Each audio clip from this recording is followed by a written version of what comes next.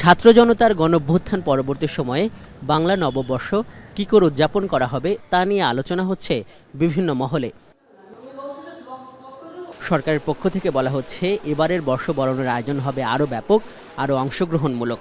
বাঙালির পাশাপাশি আরও ২৬ জাতিগোষ্ঠী ঢাকার পহেলা বৈশাখের আয়োজনে যোগ দেবেন, এটিও জানানো হয়েছে সংস্কৃতি মন্ত্রণালয়ের পক্ষ থেকে। বান্ডেল থাকলে প্রতি সেনমানিতে টাকা বাঁচবে। বিকাশ সেনমানি বান্ডেল কিনে জিতুন প্রতি লেনদেনে।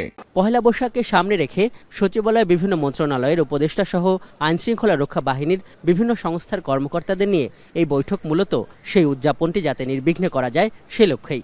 এই বৈঠক থেকে বের হয়ে সংবাদ সম্মেলনে আসেন দুই উপদেষ্টা। শুরুতেই তারা বলেন, পহেলা বৈশাখে কোনো নিরাপত্তা ঝুঁকি নেই।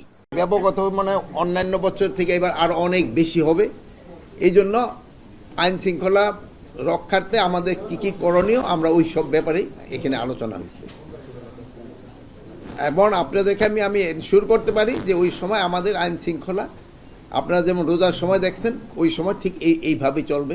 কোনো ধরনের কোথাও কোনো ঘটনা যেন না ঘটে ওই সম্পূর্ণ ব্যবস্থা আমরা নিব। মানুষেরকে আপনারা আশ্বস্ত করবেন এখানে কোনো নিরাপত্তা কোনো বিঘ্নিত হতে যেন না পারে, সব ধরনের ব্যবস্থা নেওয়া হবে। উপস্থিত সংস্কৃত উপদেষ্টাকে প্রশ্ন করা হয় এবারের বর্ষবরণের আয়োজনের ভিন্নতা এবং শোভাযাত্রার নাম পরিবর্তন নিয়ে। নাম কি থাকছে এটা ঢাকা বিশ্ববিদ্যালয় বিভিন্ন স্টেক হোল্ডারের সঙ্গে আলোচনা করছেন, করে 10 তারিখে জানাবেন।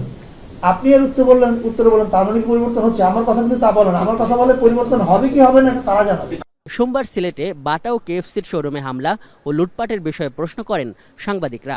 ওই ব্যাপারে যেহেতু ওইটা একটা যে ঘটনাটা ঘটছে ওইটা ঘটনা উচিত হয় নাই।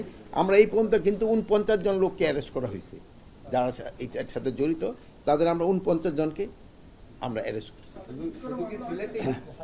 না, সারা দেশে মামলা ছাড়া তো অ্যারেস্ট করা যায় নাকি? এইভাবে কি কাউকে অ্যারেস্ট করা যায় না? আর এই ধরনের ঘটনাটা আমরা ওই দিনও যেন ঘটনাটা না ঘটে আমরা চেয়েছি, এবং ভবিষ্যতে যেন এই ধরনের ঘটনা না ঘটে এই জন্য আমরা সবসময় সচেষ্ট থাকবো। এই ধরনের ঘটনা রুখে দিতে আইনশৃঙ্খলা রক্ষা বাহিনীকে নির্দেশ দেওয়া হয়েছে বলেও যোগ করেন স্বরাষ্ট্র উপদেষ্টা। স্বরাষ্ট্র মন্ত্রণালয়ের ব্যবস্থা নেই। আজহার লিমন, এখন, ঢাকা।